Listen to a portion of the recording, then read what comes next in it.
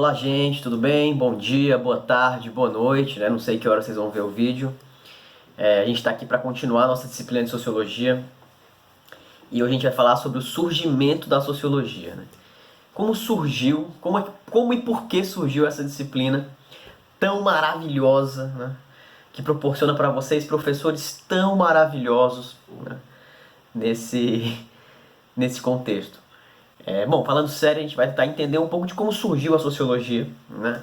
Porque entender como ela surgiu ajuda a gente a entender um pouco das suas características no início, depois a gente vai trabalhar com os clássicos da sociologia, os três autores, os pilares, né? Da sociologia clássica europeia, né? O Durkheim, francês, o Weber, alemão, e o Marx, alemão também. E para entender isso, a gente vai hoje discutir um pouco de que contexto histórico foi esse que proporcionou o surgimento da sociologia. A gente já viu um pouco do que é sociologia, né? Vocês discutiram processos de socialização, discutiram o que são instituições sociais, né? E agora a gente vai começar uma parte um pouco mais teórica, né? E para começar essa parte a gente precisa contextualizar um pouco, então, histórica e intelectualmente, o surgimento da sociologia. Beleza? Bom, sempre existiu, né? O ser humano é um bicho curioso, né? Por natureza, o ser humano pensa, o ser humano se pergunta, busca o sentido das coisas. Então sempre existiu uma vontade, né, de autoconhecimento da humanidade. Mas quando a filosofia, né? A filosofia vem daí. A filosofia vem dessa vontade de autoconhecimento. As religiões em geral vêm dessa vontade de autoconhecimento, de busca por respostas. São formas diferentes de buscar respostas, né? A filosofia apostando sobretudo na razão e a religião apostando que a razão é limitada e, portanto, apelando para a fé, né? Mas a sociologia é uma outra forma de explicar as coisas, é uma forma científica, uma forma que busca sistematizar conhecimentos para dar as respostas necessárias. E aí pensar então sobre como surgiu a sociologia e quando surgiu é importante para compreender o que é de fato essa disciplina, né? Então sempre existiu essa vontade humana de autoconhecimento, mas foi só lá no final do século XIX, né? No finalzinho do século XIX, na virada do século XIX para o século XX, que a sociologia foi surgir como uma ciência, né? E para entender esse surgimento é preciso que a gente entenda as mudanças econômicas, sociais, políticas, pelas quais passou a Europa no período anterior ao surgimento da sociologia. Acho que principalmente a partir do Renascimento, né? Vocês já estudaram o Renascimento, no século XVI, né? E fundamentalmente a partir do século XVIII, com a Revolução Industrial e com a Revolução Francesa. Então, para começar esse contexto histórico, né, a gente vai falar desses dois fenômenos que foram muito importantes para criar as condições do que viria a ser o surgimento da sociologia. Porque pensem o seguinte, né? O desenvolvimento do capitalismo ele foi desestruturando as bases materiais e ideológicas, né? Desestruturando a sociedade medieval que existia ali, né? Então, a dinâmica que foi se implementando na sociedade europeia foi enfraquecendo instituições sociais da Idade Média, né? Como as instituições relacionadas ao campesinato, ao campo, à aristocracia, né? A servidão, a propriedade comunitária, né? As organizações corporativas e artesanais e comerciais, tudo foi se transformando e essas instituições sociais antigas foram perdendo sua importância, se deteriorando, se transformando profundamente, e isso gerou então um cenário muito incerto em que era preciso encontrar respostas para o que estava acontecendo, e é nesse contexto que vai emergir a sociologia, como a gente vai falar daqui a pouquinho. Bom, então a primeira grande coisa do ponto de vista histórico é a Revolução Industrial, né? A Revolução Industrial transforma, né? A Revolução Industrial aconteceu processualmente, né? A sua parte técnica ali foi concentrada entre 1750 e 1850, começando primeiro na Inglaterra, depois na França, depois se espalhando para a Europa Ocidental como um todo e para os Estados Unidos, né? E a Revolução Industrial gerou uma maior dominação do ser humano com relação à natureza, né? E a passagem de um modo de produção artesanal, localizado, para um modo de produção manufatureiro e em larga escala, né? Então, a Revolução Industrial gerou transformações importantíssimas na forma de produzir e na paisagem geral da sociedade, né? Surge, né, com a Revolução Industrial, se consolida uma classe economicamente dominante, que é a classe burguesa, né? Ela aparece como dirigente econômica da sociedade, e por outro, especialmente a burguesia industrial, né? E por outro lado surge uma classe de trabalhadores, né? Que iam trabalhar nessas indústrias, né? O proletariado, né? E aí a sociedade vai mudando muito, né? As cidades mais desenvolvidas, os países mais desenvolvidos, onde estava concentrada essa revolução industrial no início, eles vão se transformando profundamente. Tem um êxodo rural muito grande, uma saída de pessoas do campo para a cidade gigantesca, né? Uma oferta de braços de trabalho muito grande. Isso gerava condições de trabalho péssimas, então não havia direitos. Os trabalhadores e as trabalhadoras trabalhavam 16, 18 horas por dia. Crianças muito pequenas trabalhavam, eram obrigadas, pelo seu tamanho pequeno, entrar nas engrenagens das máquinas para limpar. O índice de mortalidade no trabalho era gigantesco. As cidades viviam com superpopulações e fome, violência, alcoolismo, o que se chamava na época de vadiagem, né? Mendicância, péssimas condições de trabalho, como eu falei, e péssimas condições de vida para a maioria da população. Trabalho infantil, né? Era uma característica, e, enfim, os esgotos passando a céu aberto. Imagine uma cidade que cresce sem planejamento nenhum, pela primeira vez na história, cidades, né, metrópoles que vão surgindo, e a violência, o cheiro, o esgoto, a paisagem que antes era clara, agora cheia de fumaça. Então essas mudanças constantes acontecendo, né? Isso vai gerando, por um lado, angústia, né? Das elites. Meu Deus, está tudo mudando muito rápido, as coisas não são mais como eram antigamente, o que está acontecendo? E vai gerando revolta também na população, né? Nesse momento, final do século XIX, acontecem as primeiras grandes greves, né? As revoltas de trabalhadores ali no século XIX, no século XVIII também. As primeiras revoltas de trabalhadores, inclusive, vejam que interessante, os trabalhadores começavam a se revoltar contra as máquinas, né? As máquinas pareciam ser o inimigo, né, que havia transformado aquela vida para pior. São as chamadas revoltas ludistas, ali no início do século XIX ainda. 1816, 1817, por aí. Então a sociedade se transformou muito rapidamente. A sociedade europeia se transformou muito rapidamente. Isso gerava muita angústia. Então esse do ponto de vista econômico, a Revolução Industrial foi muito importante. Do ponto de vista político, né, você tem a Revolução Francesa, que é uma outra face desse mesmo processo de transformação gerado pela Revolução Industrial. O que foi a Revolução Francesa? Vocês sabem muito bem já sobre isso, mas a Revolução Francesa foi a busca de uma classe social, a burguesia, que já tinha dominância econômica nos principais países da Europa a partir da Revolução Industrial, a busca por transformar essa dominação econômica em uma dominação também política.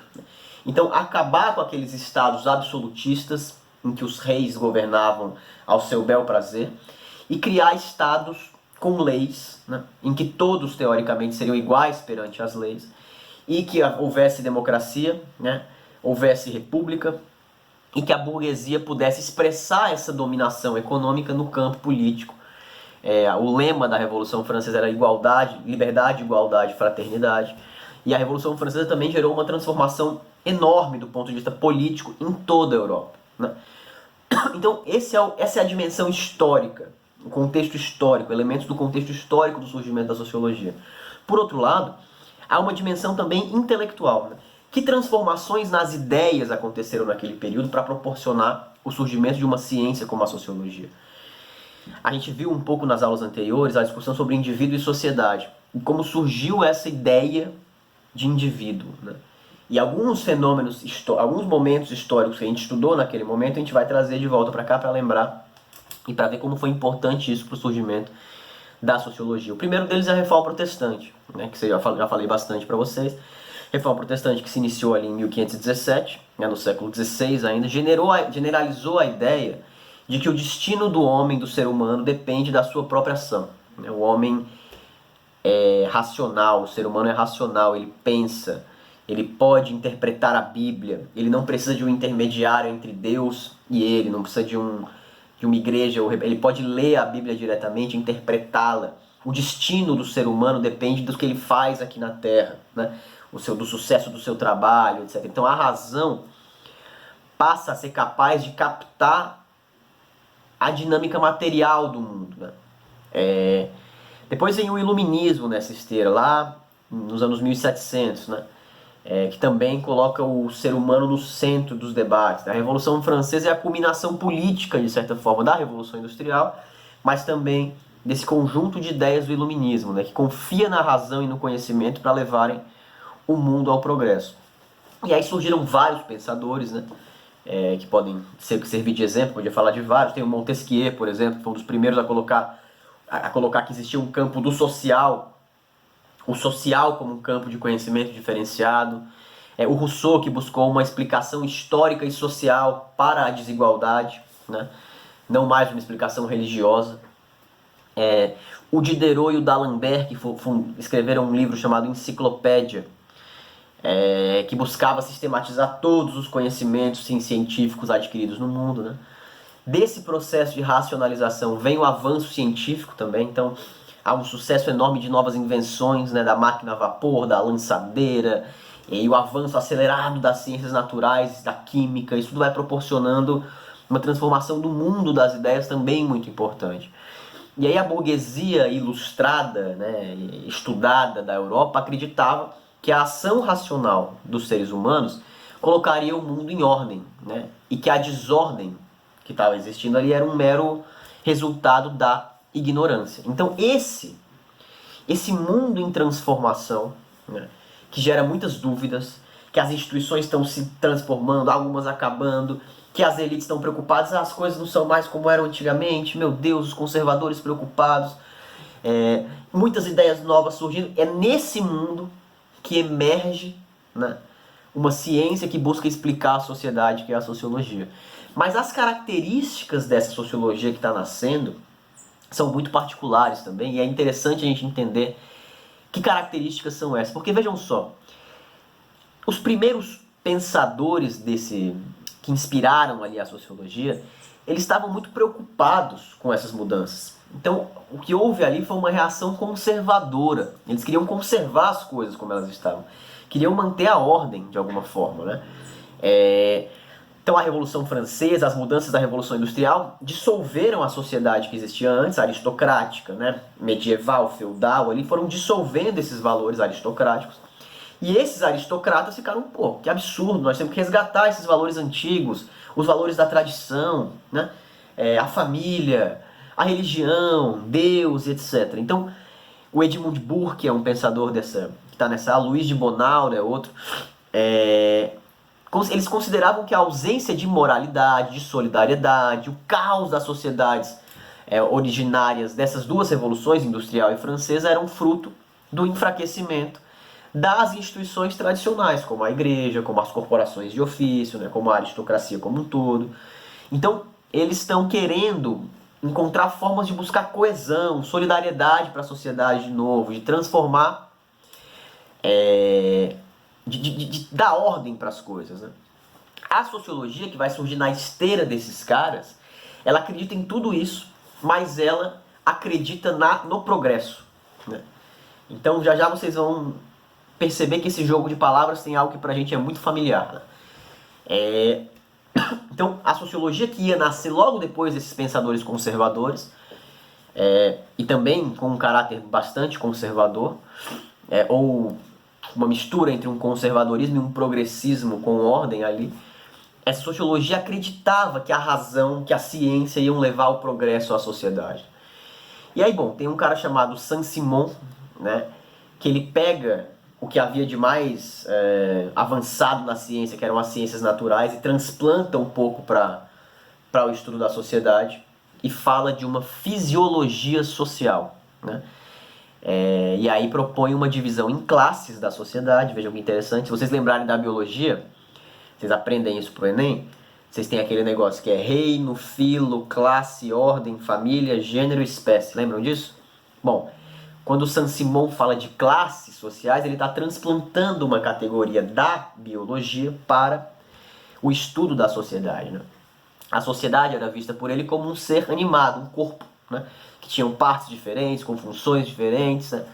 E esse cara vai ser um dos inspiradores também do Marx, por exemplo, mais pra frente do Durkheim, etc, né? Bom, um secretário do Saint-Simon chamado Augusto Comte, né, cunhou o termo sociologia, inventou essa palavra sociologia, né? E o Comte falava de um método positivo, prestem atenção nessa palavra, positivo, de conhecimento da sociedade. Esse método consistia em ciência, estudo, ciência. Essa ciência preveria problemas, ou seja, ciência, previdência, que é prevenção, né? E ação para evitar e resolver os problemas. O método é positivo porque ele busca organizar ativamente a sociedade, ordenar a sociedade, né? Para ele, a sociedade, para o Augusto Comte, a sociedade se sobrepunha totalmente sobre o indivíduo, né? Havia um predomínio ali do coletivo sobre o individual. E o papel da sociologia seria sistematizar todos os conhecimentos humanos para poder ordenar, organizar essa sociedade que estava em dissolução, né? E aí, na busca de consolidar um método científico para essa sociedade, o que o positivismo, que é essa corrente fundada pelo Augusto Comte, fez? Transplantou, como o Saint-Simon tinha feito, transplantou os métodos e os conceitos das ciências naturais para as ciências sociais. Nas ciências naturais, o que bombava naquele momento? O darwinismo, né? A teoria da evolução das espécies, que vocês conhecem também, Charles Darwin, né? Então, na busca por consolidar um método científico para as ciências sociais, para a sociologia, né, muitas formas de análise, hipóteses consagradas nas ciências naturais, na biologia, na química, foram transpostas para a sociologia. Então, o que bombava naquele momento nas ciências naturais, por exemplo? Na biologia, o evolucionismo, a teoria da evolução das espécies do Darwin, né? Então, vejam só, o evolucionismo influenciou muito a sociologia, a antropologia que estava surgindo ali, etc. É o que ficou conhecido, inclusive, como darwinismo social, né? As sociedades, para esses primeiros pensadores, evoluiriam como organismos, né? Organismos vivos, né?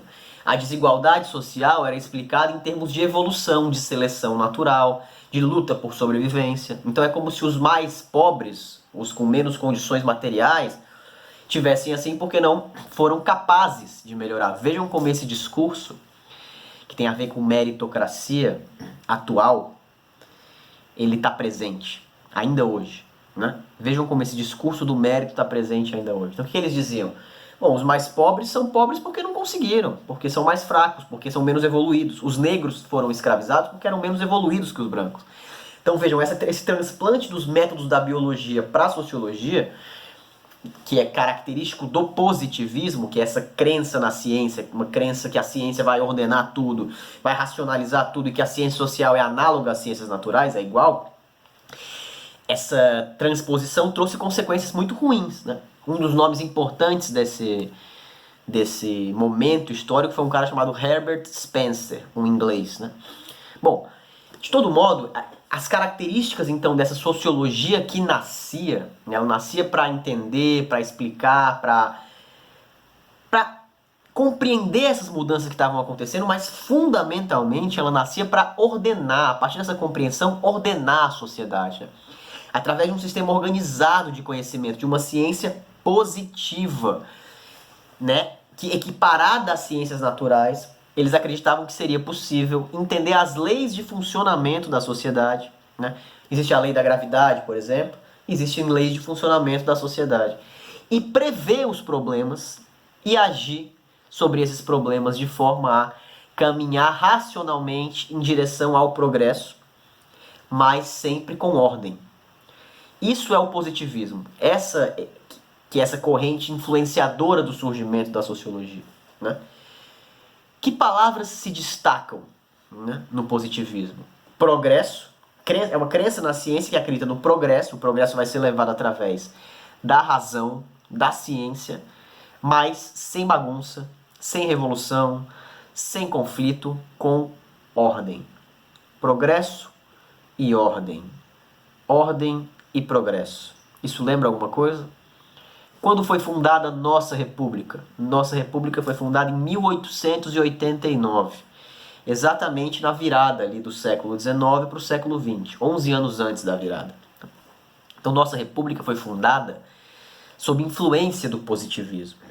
Nossa bandeira tem o lema do positivismo, que é essa corrente que busca o progresso, lento, gradual, tranquilo, mas com ordem. E é muito importante que haja ordem. Essa corrente que também emana muitos preconceitos, né? Muitas justificativas científicas para racismo, para desigualdade social e etc. E essas são as marcas, então, da sociologia nascente. A sociologia nascia com essa marca. E no Brasil, a República foi fundada com essa marca, a marca do positivismo. Então, nas próximas aulas, a gente vai ver quem foi o Émile Durkheim. Eu falei para vocês que o Saint-Simon foi importante, criou o termo classe social, inventou aquela palavra fisiologia social. Depois, um secretário do Saint-Simon, que era o Augusto Comte, fundou a palavra sociologia e fundou a corrente positivista. E o Durkheim foi aluno secretário do Augusto Comte. O Durkheim é o primeiro sociólogo de ofício, digamos, né? Ali na França. E um pouco depois vem o Weber, na Alemanha. E a gente vai estudar também o Marx, que é um pouco anterior ao Durkheim, né? E faz um outro tipo de ciência social, do que ele chamava de economia política, na verdade, né?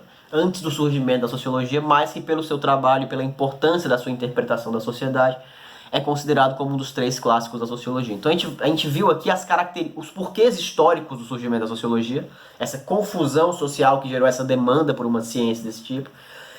Vimos os antecedentes intelectuais e vimos que ela surge com um viés conservador, e ela deixa esse viés, mas nunca perde nesse início a busca pela ordem. O progresso tem que vir com ordem, né? E que o positivismo, então, é essa corrente que crê na ciência social como se fosse uma ciência natural, e que acaba gerando preconceitos, reproduzindo preconceitos, conservadores esses, né, inclusive.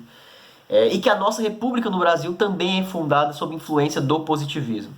Nas próximas aulas, como eu ia dizendo, a gente vai ver o Durkheim, o Weber e o Marx, e a forma como cada um deles interpretava a sociedade, a forma como cada um deles, à sua maneira, fez sociologia, e nos ajuda até hoje a entender o mundo que a gente vive, beleza? Então, muito obrigado, espero que tenha sido legal essa aula, que vocês estejam todos bem, tá bom? Abração.